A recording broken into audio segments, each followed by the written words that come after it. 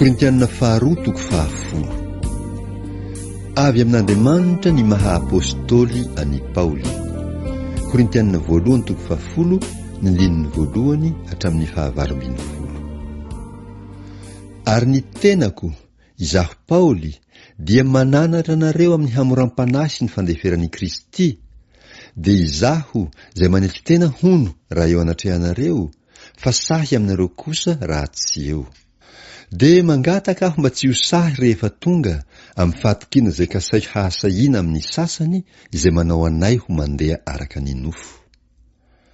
Fa na dia velona amin'ny nofo azy zahay, dia tsy mba miady araka ny nofo, fa tsy avy amin'ny nofo ny fiadiany tafitsay, fa mahery amin'Andriamanitra handrava fiarovana mafy. Fa mandrava ny fisainana sy ny zavatra avo rehetra izay atsangana hanohitra ny fahalalan'Andriamanitra zahay, ka mamabo ny hevitra rehetra hanaiky an'i Kristy, ary vonina hamaly ny tsy fanarahana rehetra zahay rehefa tanteraka ny fanarahanareo. Mijery zavatra araka ny fisehony ihany va ianareo? Raha misy olona matoky ny tenany fa ani Kristy, aoka izy isaitsainy izao indray, fa tahaka ny maha ani Kristy azy no maha ani Kristy anay koa. Fa na dia bebe ihany aza ny firehareako ny amin'ny fahefany izay nomen'ny Kristy anay hananganana fa tsy handravana anareo, dia tsy ahazo henatra aho mba tsy hisehoako toy ny tahapitahotra anareo amin'ny epistily. Fa ny epistily ny hoy izy dia mavesatra sy mahery, fa malemy kosa ny fanatrehan'ny tenany ary tsy nitsinina ny teniny.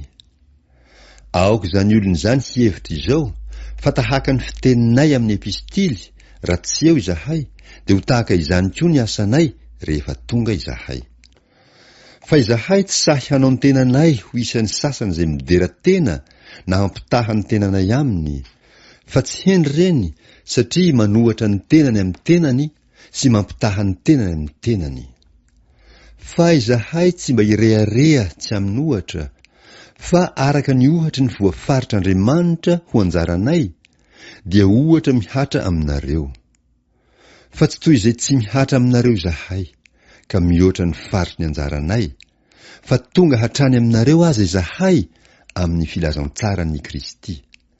Tsy mirehareha tsy amin'ny ohatra amin'izay nisasarany sasany izahay, fa manana fanantenany izahay, fa rehefa mitombo ny finoanareo, dia ho haleibiazina ao aminareo izahay araka ny voafaritra ho anjaranay, sady mbola handroso ihany ka hitory ny filazantsara amin'ny tany anakotranareo, ary tsy irehareha amin'izay efa vonina raha teo ao anatin'ny voafaritra ho an'ny sasany.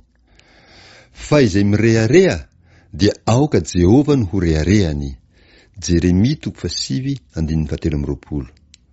Fa tsy izay midera tena no ankasitrahina, fa izay derain'ny Tompo.